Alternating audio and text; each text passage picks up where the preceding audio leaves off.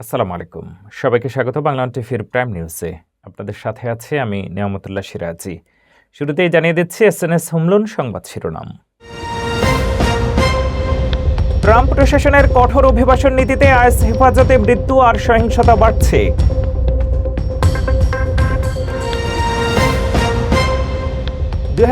সালে যুক্তরাষ্ট্রের চাকরির বাজার, নতুন চাকরিতে নাটকীয় পতন আর সরকারি খাতে সংকোচ।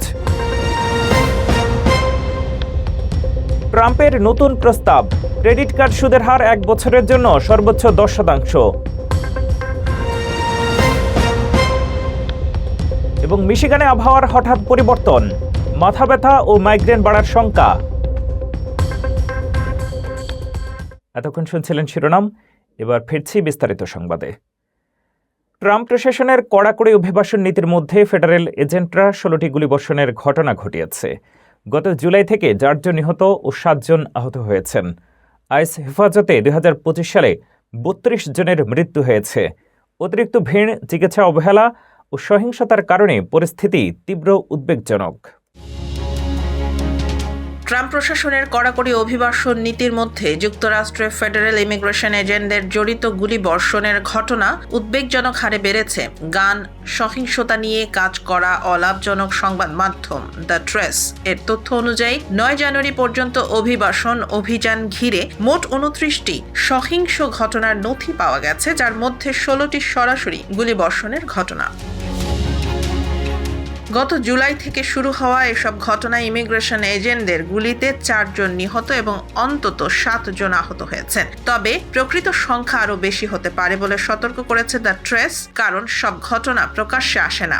আগ্নেয়াস্ত্রের পাশাপাশি রাবার বুলেট ও পেপার বলের মতো কম প্রাণঘাতী অস্ত্র ব্যবহারের 13টি ঘটনাও নথিভুক্ত হয়েছে, যার বেশিরভাগই বিক্ষোভ চলাকালে। সর্বশেষ মিনিয়াপলিসে এক অভিযানে এক নারী নিহত হন, যাকে স্থানীয় কংগ্রেস সদস্য ইলহান ওমর আইস কার্যক্রমের আইনগত পর্যবেক্ষক বলে উল্লেখ করেন। এর একদিন পর পোর্টল্যান্ডে হাসপাতালের বাইরে আরও 2 জন গুলিবিদ্ধ হন।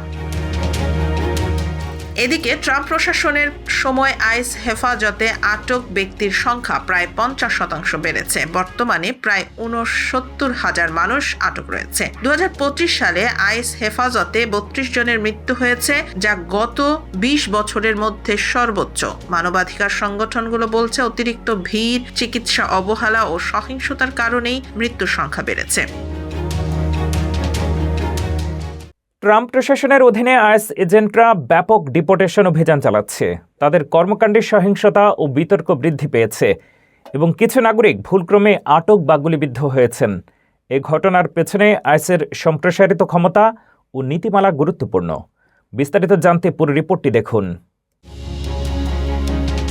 আইস বা যুক্তরাষ্ট্রের ইমিগ্রেশন অ্যান্ড কাস্টমস এনফোর্সমেন্ট হলো একটি ফেডারেল এজেন্সি যা অভিবাসন আইন প্রয়োগ, অনুমোদিত অভিবাসীদের তদন্ত এবং তাদের প্রত্যাবাসনের দায়িত্বে নিয়োজিত। 2002 সালে 9/11-এর পর গঠিত হোমল্যান্ড সিকিউরিটি অ্যাক্টের অংশ হিসেবে আইস প্রতিষ্ঠিত হয়। ট্রাম্প প্রশাসনের অধীনে এই এজেন্সির বাজেট, কার্যক্রম এবং কর্মীর সংখ্যা ব্যাপকভাবে বৃদ্ধি পেয়েছে।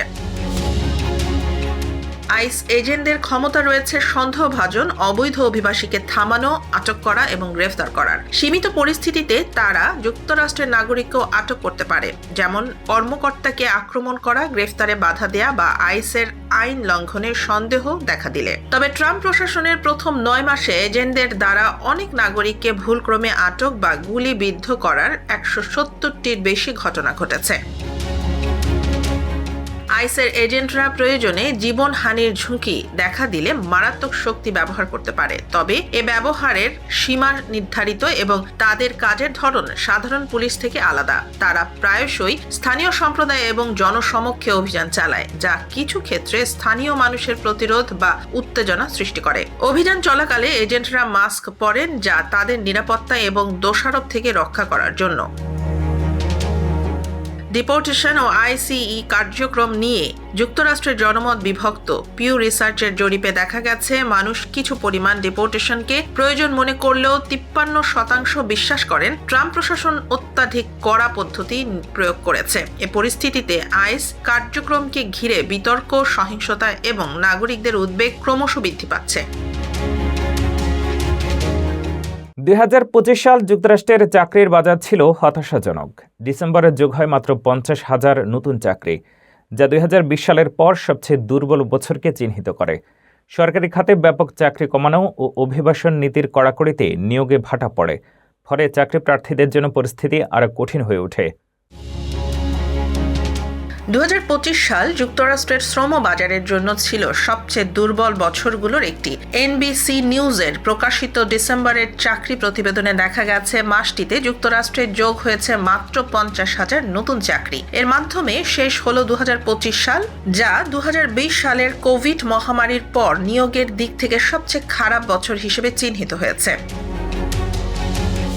পুরো 2025 সালে যুক্তরাষ্ট্রে মোট চাকরি সৃষ্টি হয়েছে মাত্র 5,84,000, যেখানে আগের 2 বছরে প্রতি বছরই 20 লাখের বেশি চাকরি তৈরি হয়েছিল। 2022 সালে এই সংখ্যা ছিল 40 লাখেরও বেশি। গড়ে মাসে চাকরি যোগ হয়েছে মাত্র 48,000, যা শ্রমবাজারে স্পষ্ট ধীর গতির ইঙ্গিত দেয়। বিশেষজ্ঞদের মতে এই মন্দার পেছনে বড় কারণ ছিল সরকারি খাতে চাকরি হ্রাস।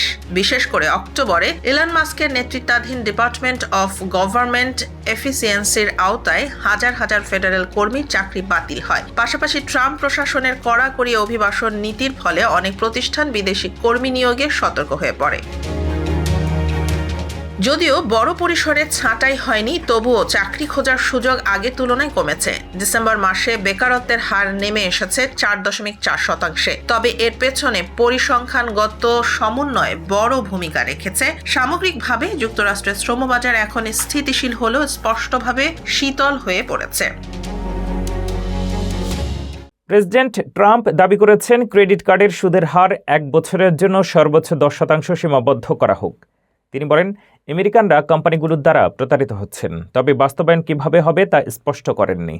এই পদক্ষেপের প্রভাব ব্যাংকিং খাত ও নিম্ন আয়ের মানুষের ঋণের সুযোগ নিয়ে বিশ্লেষকরা সতর্কবার্তা দিয়েছেন।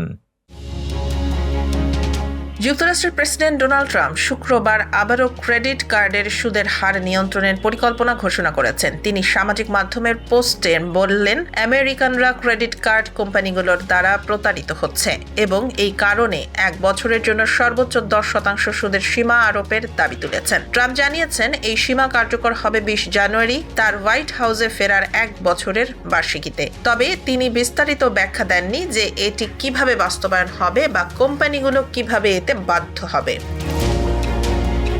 ট্রাম্পের যুক্তি হলো এটি খরচ নিয়ন্ত্রণ এবং নাগরিকদের অর্থনৈতিক বোঝা কমানোর জন্য জরুরি। তবে এই পদক্ষেপ কার্যকর হলে ব্যাংক ও ক্রেডিট কার্ড কোম্পানিগুলোর আয়ের ওপর প্রভাব পড়তে পারে।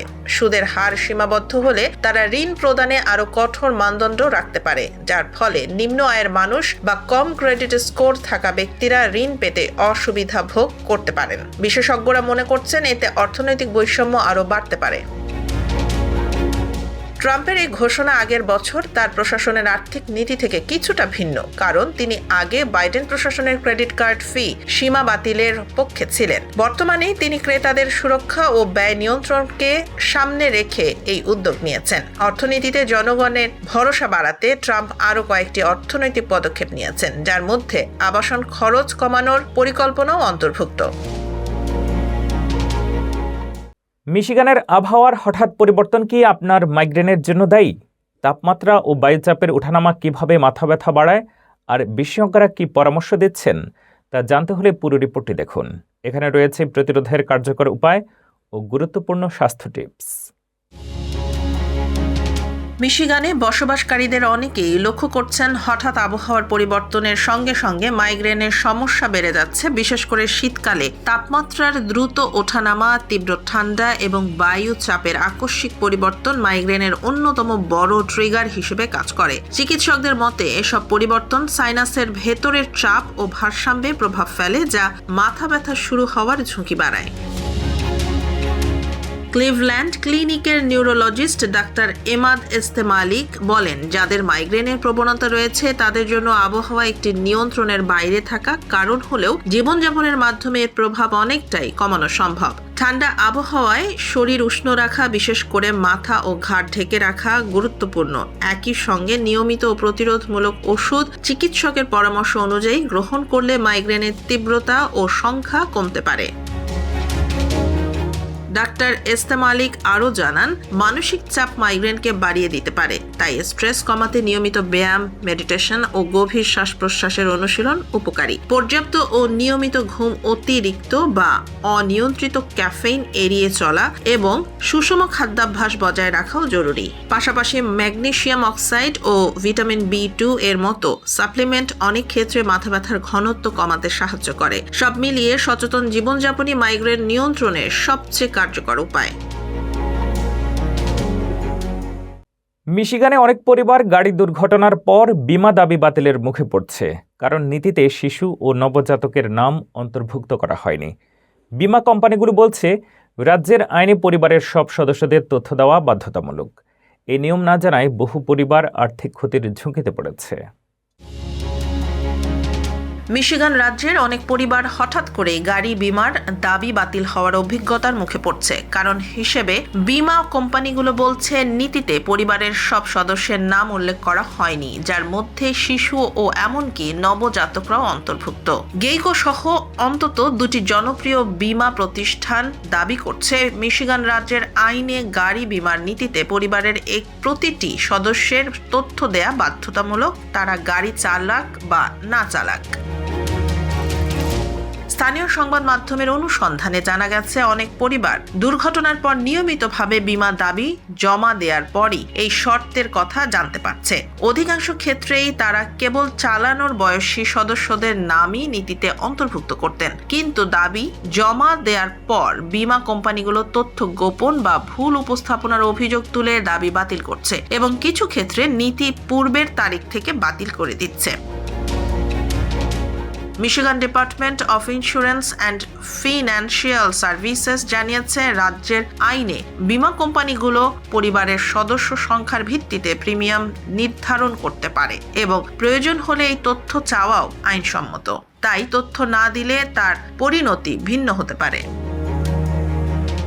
বিশেষজ্ঞরা পরামর্শ দিচ্ছেন, পরিবারে নতুন সদস্য যোগ হলে বা নীতির শর্ত বুঝতে সমস্যা হলে গ্রাহকদের অবশ্যই বীমা নথি ভালোভাবে পর্যালোচনা করা এবং লাইসেন্সপ্রাপ্ত এজেন্টের সঙ্গে কথা বলা উচিত, যাতে ভবিষ্যতে আর্থিক ক্ষতির ঝুঁকি এড়ানো যায়। 25 বছরের মধ্যেই প্রথমবারের মতো ক্যালিফোর্নিয়া পুরোপুরি খরামুক্ত হয়েছে। সাম্প্রতিক শীতকালীন ঝড় ও টানা বৃষ্টিতে রাজ্যের জলাধারগুলো ভরে উঠেছে। তবে তুষার স্তর গড়ের চেয়ে কম থাকায় ভবিষ্যৎ পানি সরবরাহ নিয়ে সতর্ক থাকার পরামর্শ দিয়েছেন বিশেষজ্ঞরা। 25 বছরের মধ্যে প্রথমবারের মতো ক্যালিফোর্নিয়া পুরোপুরি খরামুক্ত হয়েছে। দীর্ঘ সময় ধরে পর্যাপ্ত বৃষ্টিপাত না হওয়ায় রাজ্যটি ভয়াবহ খরা, দাবানল সংকট এবং কৃষি খাতে বড় চ্যালেঞ্জের মুখে পড়েছিল। তবে চলতি শীত মৌসুমের টানা ঝড় বৃষ্টিতে সেই পরিস্থিতির বড় পরিবর্তন এসেছে। যুক্তরাষ্ট্রের ড্রাউট মনিটরের সর্বশেষ মানচিত্রে দেখা গেছে, ক্যালিফোর্নিয়ার কোনো অংশেই এখন আর খরা বা অস্বাভাবিক শুষ্কতা নেই। গত কয়েক সপ্তাহের অতি বৃষ্টিতে শাস্তা ও আরোভিল সহ বড় বড় জলাধার ঐতিহাসিক গড়ের চেয়েও বেশি পানি ধারণ করেছে। বিশেষ করে দক্ষিণ ক্যালিফোর্নিয়ায় ডিসেম্বরের ছুটির সময় ছিল রেকর্ড পরিমাণ বৃষ্টিপাত।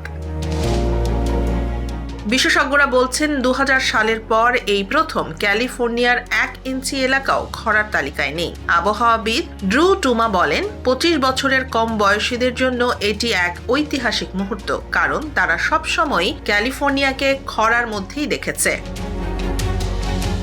তবে আশঙ্কাও রয়ে গেছে। সিয়েরা নেভাদার তুষার স্তর এখন গড়ের মাত্র 70%। এই তুষার গলে রাজ্যের প্রায় 1/3 পানির যোগান আসে। তাই বিশেষজ্ঞরা বলছেন, খরা কাটলেও পানির ভবিষ্যৎ পরিস্থিতি নিয়ে এখনই নিশ্চিন্ত হওয়ার সময় আসেনি। বিএনপির চেয়ারম্যান হিসেবে দায়িত্ব গ্রহণ করেছেন তারেক রহমান।